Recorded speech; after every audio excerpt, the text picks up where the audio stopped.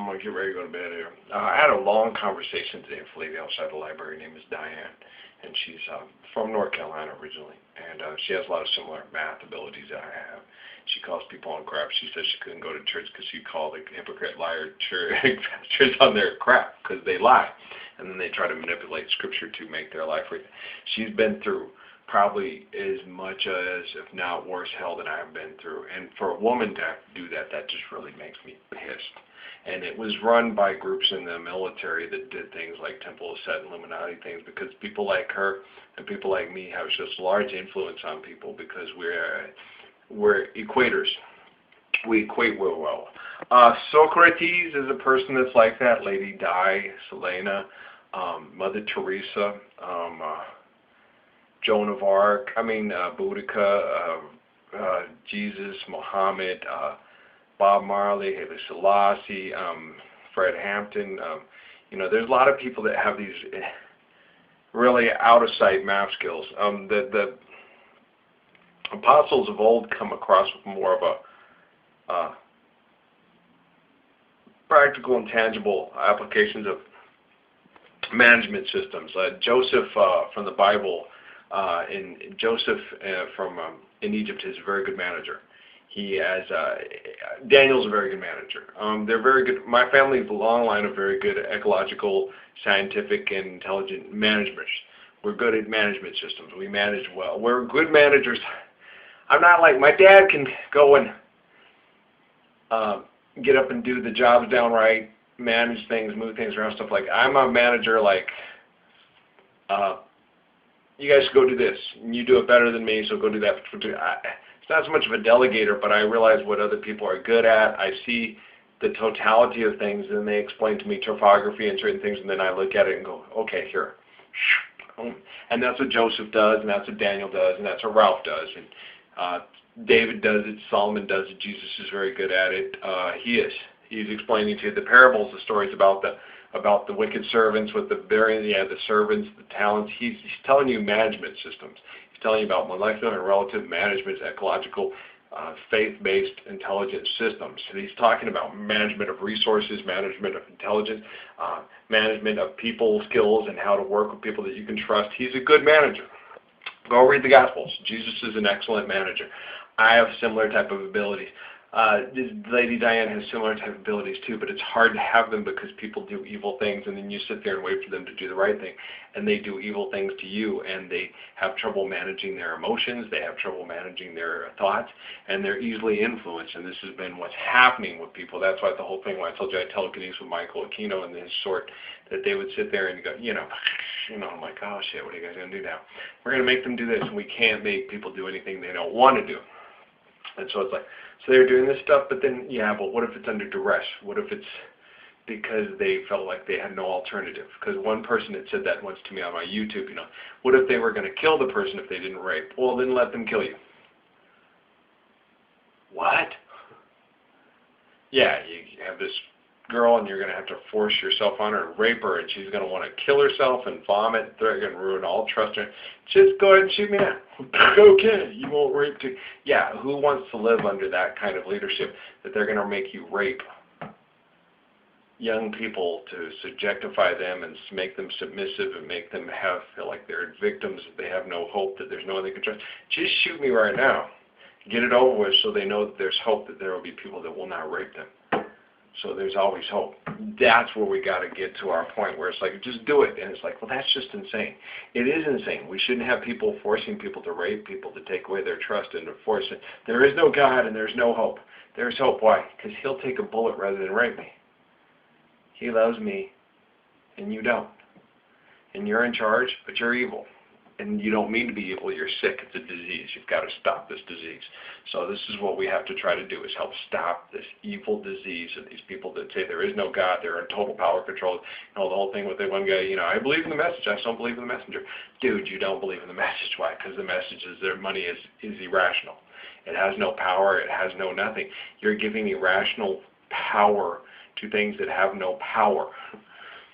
The great and powerful money. That's basically what you're saying right there.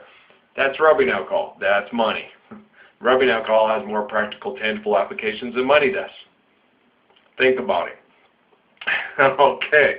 Do you understand? This can kill bacteria that can cause infection. Can money do that? No. You have to buy. You have to use money to buy the alcohol. You need money if you're going to have this to kill bacteria to cause infection. I have to give you something that's useless for something that's useful. Yeah. Money's power. No, it's not. That's stupid as power. That's like saying stupid is power. No, it's not. Okay. I'm sorry, man. I'm trying to help you here, but you don't believe in the messenger. But I'm the messenger, and I'm here to kick your ass because you're stupid because you believe money is power. It's not. It's stupid. Stupid is power. Money is power. It's stupid. Do you understand? You cut down a tree to make pieces of paper to exchange for useful goods. You just killed something useful that causes oxygen, helps support oxygen flow, can produce fruits, seeds, nuts. Yeah, it's stupid. Okay, stupid is power. If you don't believe in the message, then no. And you don't believe in the messenger, you should believe in the messenger because he's kicking your ass sideways and people like you sideways because it's stupid. You shouldn't be stupid. I love you. Stop hurting people like Diane. Stop trying to hurt people like me. I will kick your ass to the bitter end. Hi, you're famous now. You're infamous. I'm famous.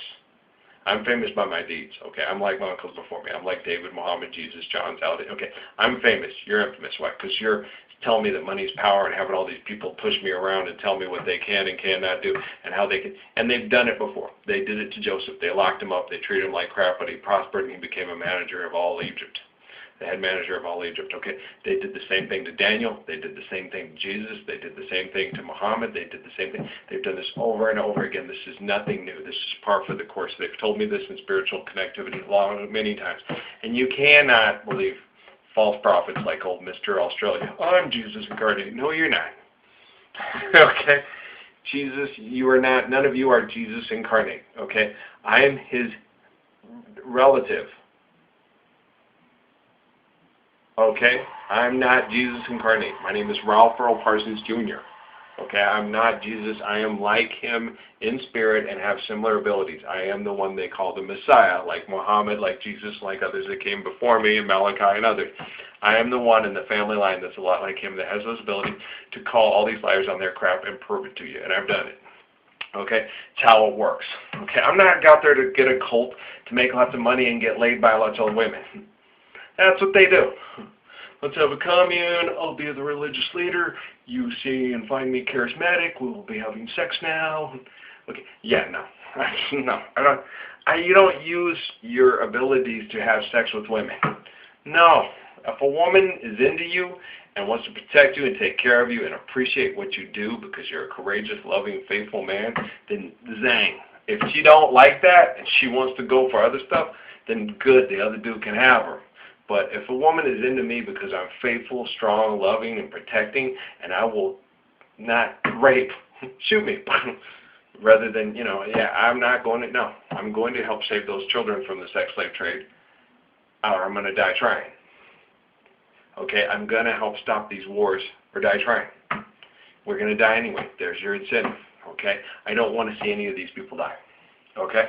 I don't want to see I'm on the left, on the right, up the middle, and in between. Okay? I want to see, get out there, Bubby. Come on. Darn it, spider. Come on. That's tickles, man. Come on, get out there.